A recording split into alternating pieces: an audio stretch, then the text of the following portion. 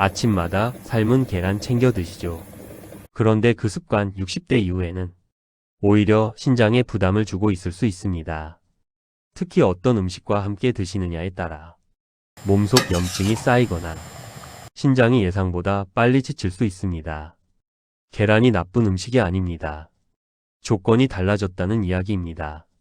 이걸 모르면 좋다고 믿으면서 계속 같은 방식으로 드시게 됩니다. 그리고 같은 결과가 반복됩니다. 특히 계란과 이것을 함께 드시는 분들은 오늘 이야기 꼭 끝까지 들으셔야 합니다. 어떤 조합인지 지금부터 차근차근 말씀드리겠습니다. 오늘 이 이야기를 끝까지 들으시면 세 가지를 알게 됩니다. 첫 번째는 계란이 혈액 검사 수치에 어떤 영향을 줄 수 있는지입니다. 두 번째는 어떤 약을 드시는 분들이 계란 먹는 방식을 반드시 바꿔야 하는지입니다. 세 번째는 60대 이후 신장 건강과 계란 조합의 관계입니다. 이 세 가지는 대부분의 건강 프로그램에서 제대로 다루지 않는 내용입니다. 오늘 처음 들으시는 분들이 많을 겁니다. 이쯤에서 한 말씀 드리겠습니다. 이 채널에서는 매주 시니어 건강에 관한 이야기를 전해드리고 있습니다. 오늘 이야기가 도움이 되셨다면 구독 버튼 한번 눌러주시면 감사하겠습니다. 좋아요도 눌러주시면 이런 이야기를 더 많은 분들께 전할 수 있습니다. 그럼 본격적으로 시작하겠습니다. 이런 분이 계십니다. 매일 아침 삶은 계란을 빠짐없이 챙겨 드십니다. 건강 프로그램에서 단백질이 중요하다고 했고 계란이 영양가 높은 식품이라는 말을 믿으셨습니다. 처음에는 좋았습니다. 그런데 몇 달이 지나면서 이유를 알 수 없는 피로가 생기기 시작합니다. 머리카락이 예전보다 많이 빠지는 것 같기도 합니다. 손발이 자꾸 저리고 피부는 건조하고 거칠어지는 느낌입니다. 병원에 가서 검사를 받아봐도 수치는 정상이라고 합니다. 이상하죠? 몸은 분명히 달라졌는데 검사 결과는 이상 없다고 합니다. 여기서 많은 분들이 이렇게 생각하십니다. 나이 들면 다 그렇다더라. 내가 예민한 건가? 좀 더 잘 먹어야겠다. 그러면서 계란을 더 열심히 챙겨 드십니다. 여기서 대부분이 실수합니다. 문제가 계란 자체가 아닐 수 있기 때문입니다. 문제는 먹는 방식이었습니다. 몸 상태가 달라졌는데 검사에서는 이상이 없다고 하는 상황. 검사는 건강을 지켜주는 도구이지 불안을 없애주는 해결책은 아닙니다. 수치가 정상으로 나왔다고 해서 지금 이 순간 몸이 최상의 상태라는 의미는 아닐 수 있습니다. 그리고 여기서 아무도 말해주지 않은 사실이 하나 있습니다. 계란을 드시는 방식에 따라 혈액 검사 결과 자체가 흔들릴 수 있습니다. 이건 오늘 반드시 기억하셔야 할 내용입니다. 어떻게 그런 일이 생기는지 지금부터 설명드리겠습니다. 이 다음이 더 중요합니다. 계란에는 아비딘이라는 성분이 있습니다. 처음 들어보시는 분들이 많을 겁니다. 아비딘은 계란 흰자에 들어있는 물질인데 날것이거나 완전히 익히지 않은 상태에서는 상당한 양이 그대로 남아 있습니다. 이 아비딘이 비오틴이라는 영양소와 결합하면 비오틴이 몸 안에서 흡수되지 못합니다. 비오틴은 비타민 B군 중 하나입니다. 머리카락 건강, 손톱 건강, 피부 유지, 에너지 대사. 이 모든 것과 깊은 관련이 있습니다. 이 부분이 오늘 첫 번째 핵심입니다. 매일 반숙으로 드시거나 완전히 익히지 않은 상태로 계속 드시는 분들은 오랜 기간 이 과정이 반복되면서 비오틴이 조금씩 결핍될 수 있습니다. 그리고 비오틴 결핍의 증상이 앞서 말씀드린 것과 정확히 겹칩니다. 머리카락이 빠지고 손발이 저리고 피부가 거칠어집니다. 여러분 잘못이 아닙니다. 아무도 이렇게 말해주지 않았을 겁니다. 완전히 익힌 계란에서는 아비딘이 열에 의해 비활성화됩니다. 이 문제가 크게 줄어든다는 뜻입니다. 반숙이나 날계란 형태를 매일 드시던 분들이라면 지금 이 부분을 꼭 기억해 두셔야 합니다. 이걸 모르고 계속 드시면 반복됩니다. 그런데 이 아비딘 이야기가 여기서 끝이 아닙니다. 비오틴 결핍이 생기면 몸에 직접 영향이 생긴다는 것. 이것이 첫 번째 진실이었습니다. 두 번째 진실이 있습니다. 비오틴 수치가 흔들리면 갑상선 기능 검사 결과나 심장과 관련된 수치에서 실제와 다른 방향으로 결과가 나올 수 있다는 경향이 의학계에서 보고되고 있습니다. 이상이 있는데 없는 것처럼 나오거나 없는데 있는 것처럼 보이는 방향으로 결과가 흔들릴 수 있다는 뜻입니다. 정확한 수치를 단정하기는 어렵지만 이런 경향이 보고된다는 사실 자체가 중요합니다. 검사가 정상이라고 해서 안심하고 지금 방식을 그대로 유지하시면 같은 상황이 계속될 수 있습니다. 이 부분 때문에 결과가 달라집니다. 이제 계란이 왜 좋은 음식으로 알려졌는지 먼저 정리해드리겠습니다. 좋다고 알려진 이유는 분명히 있습니다. 그걸 먼저 확인하고 그 다음에 달라진 조건을 설명드릴 겁니다. 계란 한 개에는 약 6에서 7g 정도의 단백질이 들어 있습니다. 이 단백질의 질이 굉장히 높습니다. 몸에서 필요로 하는 아미노산들이 거의 완전한 형태로 들어 있습니다. 근육을 유지하는 데 필요하고 상처가 회복될 때 필요하고 면역 기능을 지원할 때도 필요합니다. 특히 나이가 들수록 근육이 자연스럽게 줄어드는 경향이 있기 때문에 단백질 섭취가 중요하다는 이야기는 맞습니다. 계란에는 루테인과 제아잔틴이라는 성분도 있습니다. 눈 건강과 관련이 있어서 황반 변성과 같은 노인성 안과 질환 예방에 도움이 되는 방향으로 작용한다는 연구들이 있습니다. 비타민 D, 비타민 B12, 철분도 들어 있습니다. 여기까지는 모두 맞는 이야기입니다. 좋은 음식입니다. 그런데 이 부분 때문에 결과가 달라집니다. 나이가 들면서 이 좋은 영양소들을 처리하는 몸의 조건이 달라집니다. 같은 음식이어도 몸이 받아들이는 방식이 30대와 60대가 다릅니다. 이 차이를 모르면 좋다고 믿고 계속 같은 방식으로 드시게 됩니다. 지금부터가 가장 중요한 부분입니다. 노년기에 달라지는 몸의 조건을 설명드리겠습니다. 이 부분을 이해하시면 왜 계란 먹는 방법이 바뀌어야 하는지 자연스럽게 이해가 됩니다. 첫 번째는 신장 기능입니다. 신장은 혈액을 걸러서 노폐물을 소변으로 내보내는 기관입니다.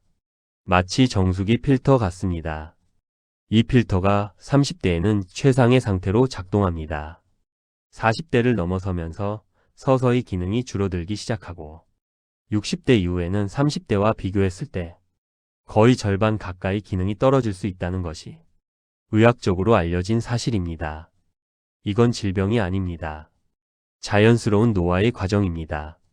그런데 이 상태에서 단백질이 한 번에 많이 들어오면 신장이 처리해야 할 부담이 커집니다. 단백질이 분해될 때 질소 화합물이 생성되는데 이 물질을 신장이 걸러서 밖으로 내보내야 합니다. 젊을 때는 문제없이 처리하던 양이 나이 든 신장에는 부담이 될 수 있습니다. 여기서 대부분 실수합니다. 건강하게 먹겠다고 계란을 2개, 3개로 늘리시는 겁니다. 하지만 60대 이후에는 단백질을 더 먹는 것보다 어떻게 나눠서 드시느냐가 더 중요합니다. 두 번째는 인이라는 미네랄 문제입니다. 계란에는 인이 상당히 많이 들어 있습니다. 인은 뼈 건강과 에너지 대사에 필요한 영양소입니다. 적당한 양은 반드시 필요합니다. 그런데 신장 기능이 떨어지면 이 인을 몸 밖으로 내보내는 능력도 함께 줄어듭니다. 인이 몸 안에 쌓이면 칼슘과 인의 균형이 깨집니다. 이 균형이 깨지면 혈관벽에 칼슘이 침착되거나 반대로 뼈에서 칼슘이 빠져나가는 방향으로 작용할 수 있습니다. 신장 기능에 이상이 있다고 진단받으신 분들은 인 수치 관리가 매우 중요합니다. 아직 진단을 받지 않으셨더라도 60대 이후에 계란을 매일 2-3개씩 오랫동안 드시는 방식은 한번 점검이 필요할 수 있습니다. 개인차가 있습니다. 이런 경우에는 전문의 상담이 필요할 수 있습니다. 이 다음이 더 중요합니다. 세 번째는 소화 능력의 변화입니다. 나이가 들면 위에서 분비되는 산의 양이 줄어듭니다. 이 산은 단백질을 분해하는 데 꼭 필요합니다. 위산이 줄어들면 단백질이 제대로 분해되지 않고 장에 내려갔을 때 불필요한 발효가 일어날 수 있습니다. 이 과정에서 가스가 차거나 속이 더부룩하거나 변이 불규칙해지는 증상이 나타날 수 있습니다. 계란이 문제라기보다 처리 과정 자체가 달라졌다는 겁니다. 여기서 많은 분들이 같은 선택을 합니다. 소화가 잘 안 되니 더 잘게 먹거나 더 부드럽게 조리해서 드십니다. 좋은 선택입니다. 하지만 그것만으로는 충분하지 않은 경우가 있습니다. 조리법과 함께 무엇과 같이 드시느냐도 바꿔야 합니다. 이 부분 때문에 결과가 달라집니다. 이제 많은 분들이 오해하고 계신 내용을 한 가지 짚겠습니다. 콜레스테롤 이야기입니다. 한동안 계란이 문제가 있다고 여겨졌던 가장 큰 이유가 콜레스테롤 때문이었습니다. 계란 노른자에 콜레스테롤이 많다. 콜레스테롤이 많으면 심혈관에 나쁘다. 그러므로 계란을 많이 먹으면 안 된다. 이 논리가 수십 년간 통용되었습니다. 그런데 최근 대규모 연구들에서 이 관계가 그렇게 단순하지 않다는 것이 확인되었습니다. 음식을 통해 섭취하는 콜레스테롤이 혈중 콜레스테롤 수치에 미치는 영향은 생각보다 크지 않을 수 있다는 관점이 지금은 더 주류에 가깝습니다. 오히려 포화지방과 트랜스지방이 혈중 콜레스테롤 수치에 더 직접적인 영향을 준다는 연구 결과들이 훨씬 많이 쌓여 있습니다. 그렇기 때문에 계란이 콜레스테롤 때문에 무조건 위험하다는 주장은 지금은 맞지 않는 방향으로 정리되고 있습니다. 수십 년간 잘못된 이유로 계란을 두려워하셨다면 그 두려움은 이제 내려놓으셔도 됩니다. 겁주려는 이야기가 아닙니다. 다만 콜레스테롤 관련 약을 드시는 분들, 혈중 지질 수치 관리를 받고 계신 분들은 이 내용만으로 섭취량을 바꾸시기보다 담당 전문의와 꼭 상의하시길 권합니다. 조건이 다를 수 있기 때문입니다. 이걸 모르고 계속 드시면 반복됩니다. 이제 본격적으로 피해야 할 조합을 말씀드리겠습니다. 여기서 대부분이 실수합니다. 흔히 알려진 내용이 아닙니다. 중요한데도 잘 알려지지 않은 조합들입니다. 첫 번째 조합입니다. 계란과 갑상선 약. 갑상선 관련 약을 드시는 분들이 많습니다. 이 약들은 가능하면 공복 상태에서 복용하는 것이 일반적으로 권장됩니다. 음식 속의 특정 성분들이 약의 흡수를 방해할 수 있기 때문입니다. 계란에 포함된 단백질과 칼슘, 그리고 철분은 이 약의 흡수에 영향을 줄 수 있다는 연구들이 있습니다. 아침에 갑상선 약을 드신 직후 바로 계란 식사를 하신다면 약이 제대로 작용하지 못할 가능성이 있습니다. 그렇다면 약을 먹으면서도 약 효과가 충분히 나타나지 않을 수 있습니다. 피로감이 개선되지 않거나 몸이 자꾸 붓는 느낌이 지속된다면 이 부분을 먼저 점검해 볼 필요가 있습니다. 계란이 나쁜 게 아니라 약과의 간격이 중요합니다.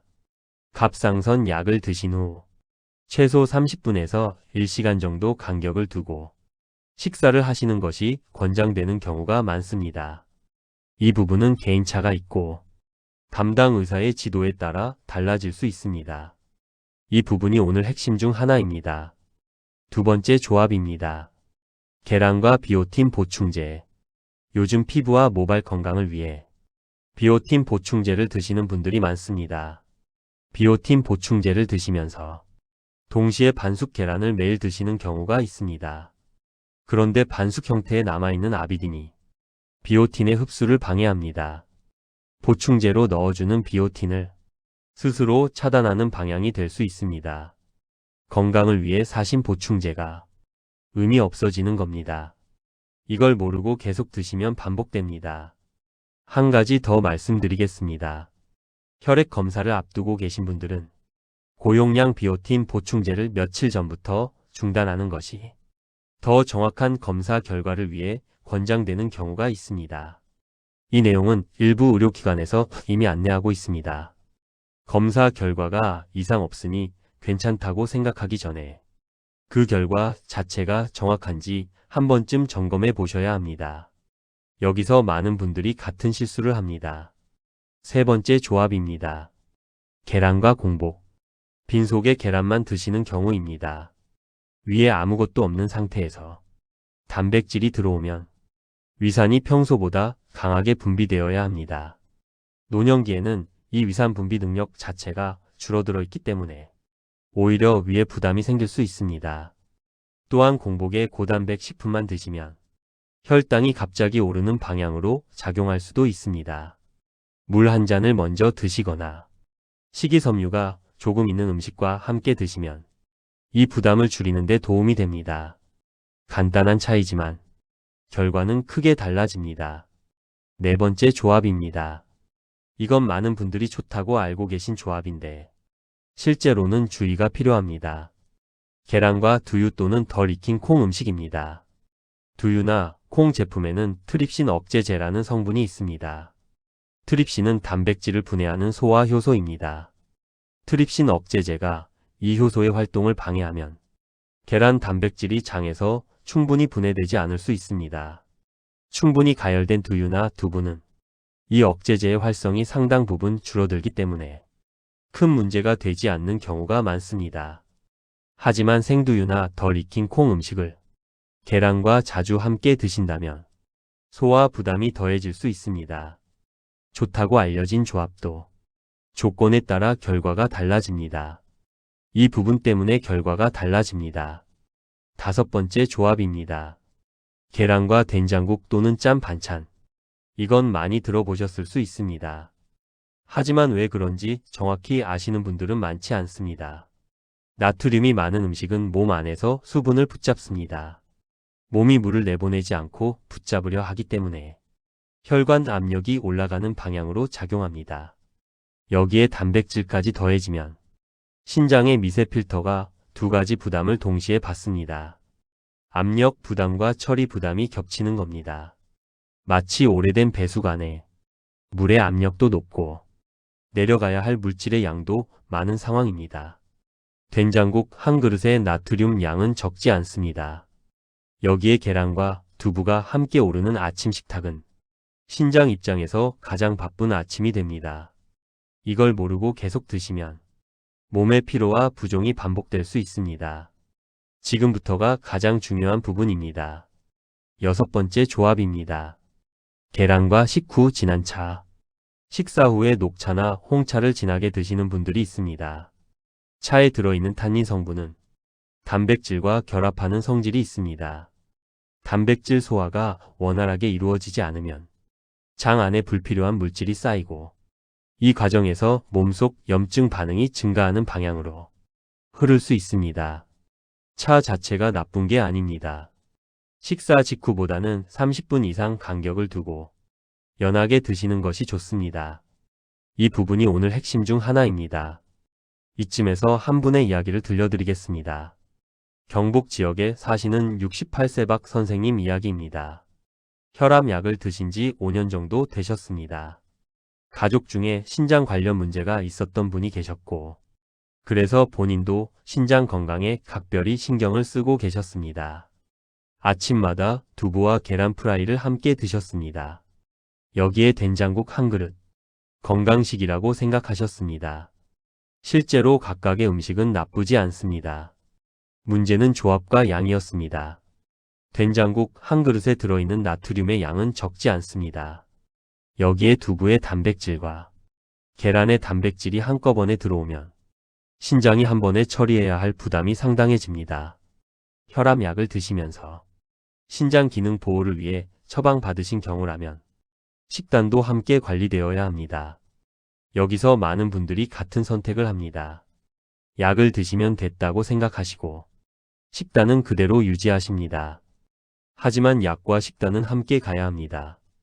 박 선생님은 이 이야기를 들으신 후 된장국을 국물보다 건더기 위주로 드시기 시작하셨습니다. 계란은 2개에서 1개로 줄이셨습니다. 두부와 계란을 같은 날 함께 드시는 것도 줄이셨습니다. 그 뒤 몇 달간 피로감이 조금 줄었다고 하셨습니다. 이게 기적이 아닙니다. 조건을 바꾸면 결과가 달라질 수 있다는 것입니다. 더하는 건강이 아니라 조율하는 건강입니다. 이 부분이 오늘 핵심입니다. 이제 특히 주의가 필요한 분들을 짚어드리겠습니다. 지금부터가 가장 중요한 부분입니다. 첫 번째는 신장 기능에 이미 이상이 있다고 진단받으신 분들입니다. 크레아티닌 수치가 높다거나 사구체 여과율이 낮게 나오셨거나 단백뇨가 발견되셨다면 단백질 섭취량 전체를 담당 전문의와 함께 조정하셔야 합니다. 계란뿐 아니라 육류, 생선, 유제품 모든 단백질 식품의 총량을 전문의 지도 아래 관리하시는 것이 중요합니다. 계란은 그중 한 부분입니다. 두 번째는 당뇨 진단을 받으신 분들입니다. 계란 자체는 혈당을 급격히 올리는 식품이 아닙니다. 하지만 계란과 함께 드시는 음식의 조합이 전체 혈당에 영향을 줍니다. 흰 쌀밥이나 흰 빵과 함께 드시면 혈당이 빠르게 올라갈 수 있습니다. 통곡물이나 채소와 함께 드시는 것이 혈당 조절에 더 도움이 됩니다. 여기서 대부분 실수합니다. 계란 자체의 혈당 영향만 생각하시고 같이 드시는 음식의 조합은 놓치시는 겁니다. 세 번째는 통풍이 있거나 요산 수치가 높은 분들입니다.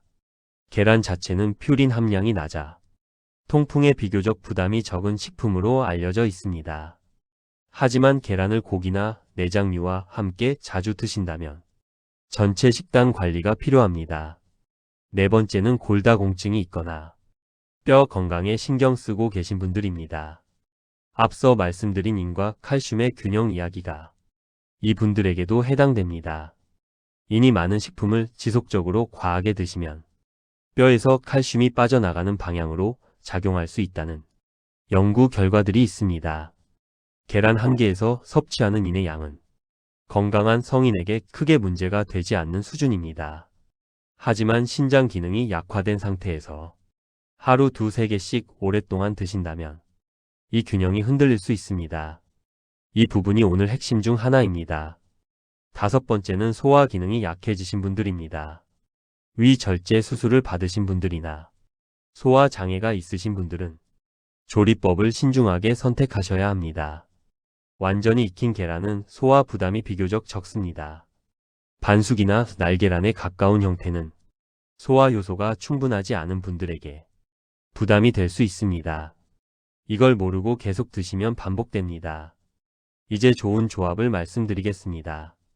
피해야 할 것만 이야기하면 걱정이 커집니다. 오늘은 걱정을 덜어드리기 위한 시간이기도 합니다. 계란을 맛있게 안전하게 드시는 방법이 있습니다. 첫 번째 좋은 조합은 계란과 색깔 있는 채소입니다. 파프리카, 브로콜리, 시금치, 양파 같은 채소들은 계란과 함께 드실 때 서로 도움이 됩니다. 채소에 들어있는 비타민 C는 계란의 철분 흡수를 도와줍니다. 식이섬유는 장 안에서 불필요한 물질을 흡착해서 밖으로 내보내는 역할을 합니다. 신장이 처리해야 할 부담을 장에서 먼저 일부 줄여주는 효과가 있습니다. 마치 청소 도구처럼 몸 안의 부담을 미리 걷어내는 역할입니다. 여기서 결과가 달라집니다. 두 번째 좋은 조합은 계란과 토마토입니다. 토마토의 리코펜이라는 성분은 항산화 작용을 하는 것으로 알려져 있습니다. 계란에 지방 성분이 있을 때 리코펜의 흡수가 더 잘 이루어진다는 연구 결과들이 있습니다. 이 두 가지가 함께 만나면 서로의 영양소를 더 잘 활용할 수 있는 방향이 됩니다. 세 번째 좋은 조합은 계란과 통곡물 또는 잡곡입니다. 흰 쌀밥이나 흰 빵보다 통곡물이나 잡곡을 함께 드시는 것이 더 안정적인 혈당 흐름을 만들어줍니다. 계란의 단백질과 통곡물의 식이섬유가 함께 작용하면 소화 속도가 조절되면서 에너지가 천천히 공급됩니다. 식후에 갑자기 피곤해지는 느낌이 줄어들 수 있습니다. 네 번째 좋은 조합은 계란과 들기름 또는 올리브 오일입니다. 계란을 조리할 때 사용하는 기름의 종류가 중요합니다. 식물성 불포화 지방산이 풍부한 기름을 사용하면 전체적인 식사의 염증 유발 수준을 낮추는 방향으로 작용합니다. 버터나 동물성 기름을 많이 사용하면 포화지방 섭취가 늘어납니다. 기름의 양 자체도 적게 쓰시는 것이 좋습니다. 이 다음이 더 중요합니다. 이제 구독자분들께서 자주 여쭤보시는 내용을 하나씩 짚어드리겠습니다. 노른자와 흰자 중 어느 쪽이 더 좋냐는 질문을 많이 받습니다. 노른자에는 지방, 비타민, 미네랄, 그리고 인이 집중되어 있습니다. 흰자에는 단백질이 집중되어 있습니다.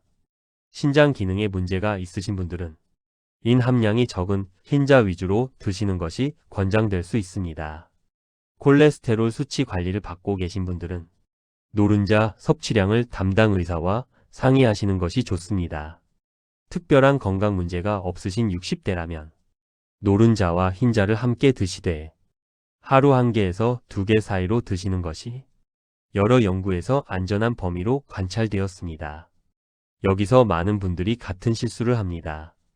인터넷에서 본 정보 하나로 갑자기 노른자만 빼고 드시거나 아예 계란을 끊어버리십니다. 그보다는 자신의 건강 상태를 기반으로 조금씩 조율해 나가시는 방향이 더 현실적입니다. 이 부분 때문에 결과가 달라집니다. 이제 조리법 이야기를 하겠습니다. 같은 계란이어도 어떻게 조리하느냐에 따라 몸에 주는 부담이 달라집니다. 삶은 계란은 완전히 익히면 아비딘이 열에 의해 비활성화됩니다. 노른자가 조금 촉촉한 상태까지 익힌 것이 소화 부담과 영양 흡수 측면에서 균형 잡힌 선택입니다. 완전 반숙이나 날계란 형태는 아비딘 문제가 있기 때문에 특별한 경우가 아니라면 매일 드시는 방식으로는 피하시는 게 좋습니다. 스크램블은 기름을 최소화하고 약불에서 부드럽게 익히면 소화 부담이 적은 조리법이 됩니다. 여기에 채소를 함께 볶아 드시면 좋은 조합이 됩니다. 버터를 많이 넣거나 강한 불에 바짝 익히면 기름이 산화되는 문제가 생길 수 있습니다. 계란 프라이는 기름의 양을 줄이고 뚜껑을 덮어서 약불에 익히시면 부담이 줄어듭니다. 계란찜은 물을 넣어 부드럽게 찐 방식으로 소화 부담이 가장 적은 조리법 중 하나입니다. 단간을 위해 소금이나 국간장을 많이 넣으시면 나트륨 섭취가 늘어납니다. 간을 최소화하시는 것이 중요합니다. 여기서 대부분이 실수합니다. 건강하게 먹겠다고 삶아 드시면서 소금을 뿌려 드시는 분들이 있습니다. 조리법은 바꾸셨는데 나트륨 문제가 그대로 남아있는 겁니다. 조리법과 간 두 가지를 함께 신경 쓰셔야 합니다. 이걸 모르고 계속 드시면 반복됩니다. 이제 양과 시간에 대해 말씀드리겠습니다. 하루에 계란을 몇 개 드시는 것이 좋을까요?